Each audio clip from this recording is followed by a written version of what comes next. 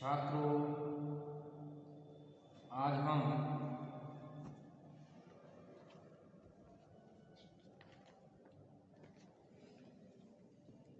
आपके समक्ष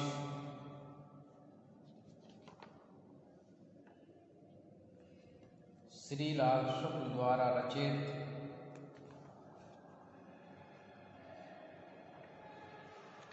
उनके सर्वाधिक चर्चित उपन्यास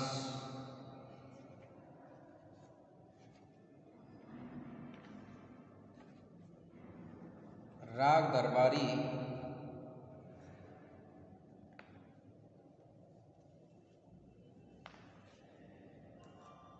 के पात्र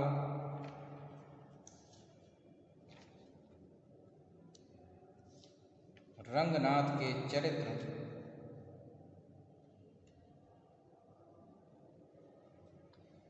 चित्रण की चर्चा करेंगे।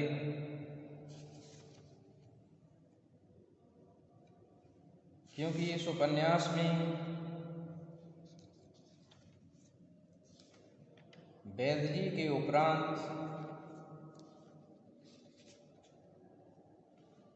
रंगनाथ का चरित्र चित्रण, उसका व्यक्तित्व सर्वाधिक महत्वपूर्ण माना जाता है।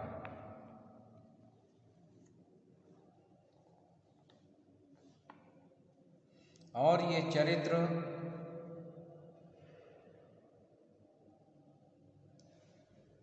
इस उपन्यास में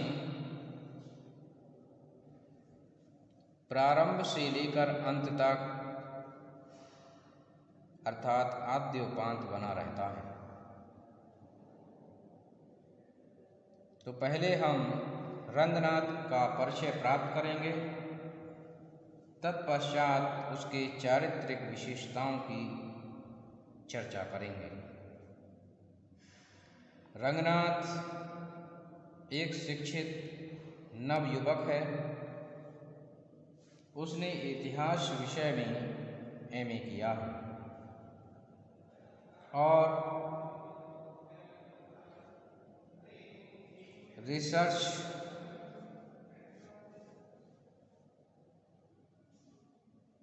कर रहा है।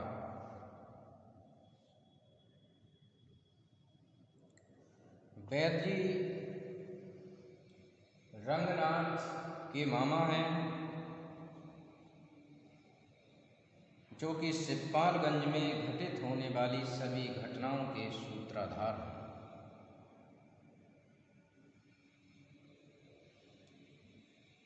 रंगनाथ का स्वास्थ्य खराब होता है और वह स्वास्थ्य सुधारने के लिए अपने वैद मामा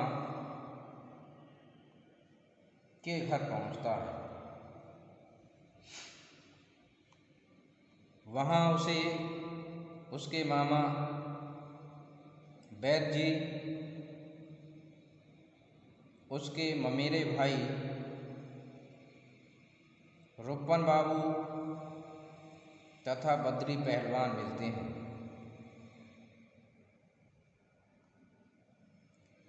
रंगनाथ वहां घटित होने वाली सभी घटनाओं का साक्षी रहा है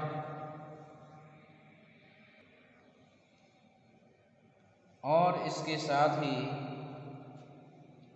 वहां की अव्यवस्था को देखकर स्वयं को अत्यंत बेबस और लाचार पाता है।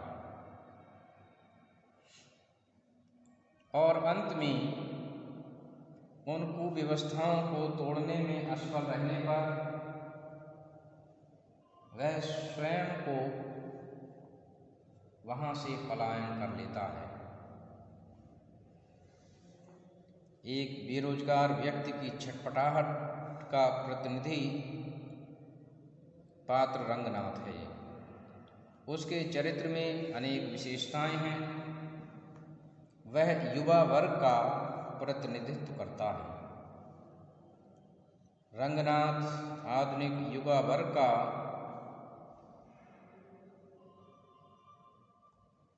प्रतिनिधि पात्र है जो शिवपालगंज की घटनाओं से असंतुष्ट है, किंतु अपनों के खिलाफ विद्रोह करने का न तो उसमें हौसला है न शक्ति है।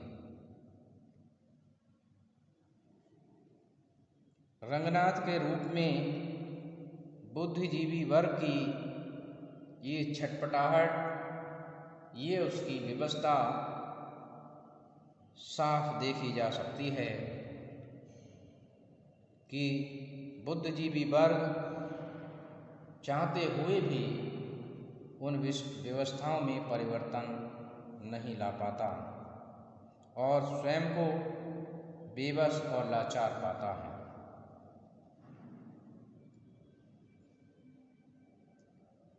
रंगनाथ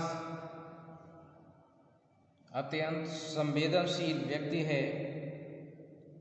छंगामल विद्यालय के मैनेजर का चुनाव और उसके लिए अपनाए गए हथकंडे देखकर वह दुखी हो उठता है, पर अपने मामा वैद्य जी और ममेरे भाई रुक्पन बाबू का विरोध नहीं कर पाता। अन्याय को देखकर रंगनाथ की आत्मा उसे कचोटती रहती है और वह स्वयं को अत्यंत पीड़ित महसूस करता है।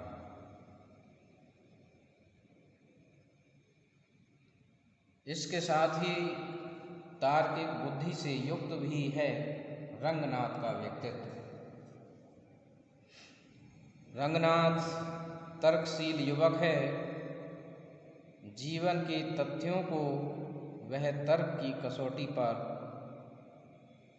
परखता है, तब कहीं कोई निष्कर्ष देता है। मेले में रुक्पन बाबू के साथ रंगनाथ भी जाता है।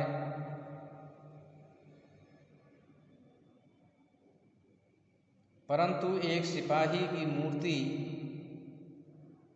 के लिए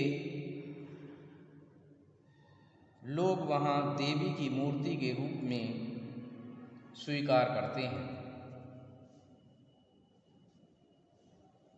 रंगनाथ अपनी तर्क शक्ति के बल पर यह बताने का प्रयास करता है कि यह किसी देवी की मूर्ति नहीं, बल्कि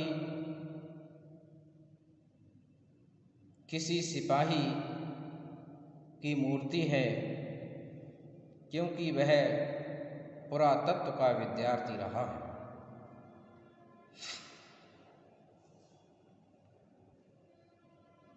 रंगनाथ ने परिणाम की चिंता किए बिना सत्य का उद्घाटन किया तो पुजारी ने उसे नास्तिक, विधर्मी कहकर गालियां सुनाना शुरू कर दी। रुक्पन बाबू ने भी रंगनाथ के इस कार्य के लिए मूर्खतापूर्ण बताया, परंतु उनकी तार्किक शक्ति के विषय में ध्यान नहीं दिया कि आखिर रंगनाथ ऐसा क्यों कह रहा है। उसके व्यक्तित्व में न्यायप्रियता भी देखी जा सकती है। रंगनाथ न्याय और सत्य का पक्षधर दिखाई देता है। रुक्पन बाबू और खन्ना मास्टर के साथ मिलकर वह कॉलेज कमेटी के उपाध्यक्ष गयादीन के पास जाकर वैद्य जी और कॉलेज चुनाव में हुई धांधली की शिकायत भी करता है, किंतु वैद्य जी से वह पार नहीं पा पाता, क्योंकि वैद्य जी एक तो रिश्ते में उसके मामा हैं, दूसरे वह वर्चस्ववादी व्यक्तित्व के स्वामी रहे हैं। वह पूरे क्षेत्र को अपने व्यक्तित्व से प्रभावित किए हुए हैं। अन्याय और शोषण को देखकर वह इतना दुखी होता है कि रुक्मन बाबू से कहता है कि मुझे यहाँ से नफरत हो गई है, मैं कल ही वापस चला जाऊँगा। इस प्रकार से रंगनाथ न्याय और सत्य का पक्षधर दिखाई देता है। उसके व्यक्तित्व में गुट निरपेक्षता भी देखने को मिलती है। रंगनाथ किसी भी गुटबंदी में शामिल नहीं होता।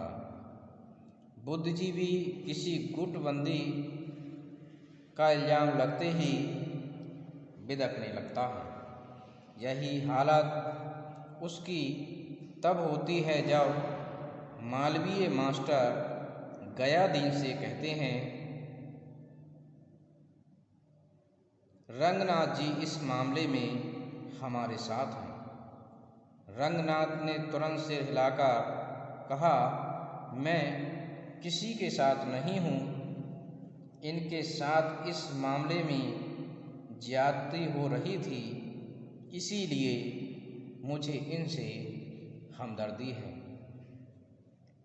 वैद्य जी को रंगनाथ के इस विरोध का पता चल जाता है, किंतु अंततः वे खन्ना मास्टर को कॉलेज से निकालकर ही दम लेते हैं।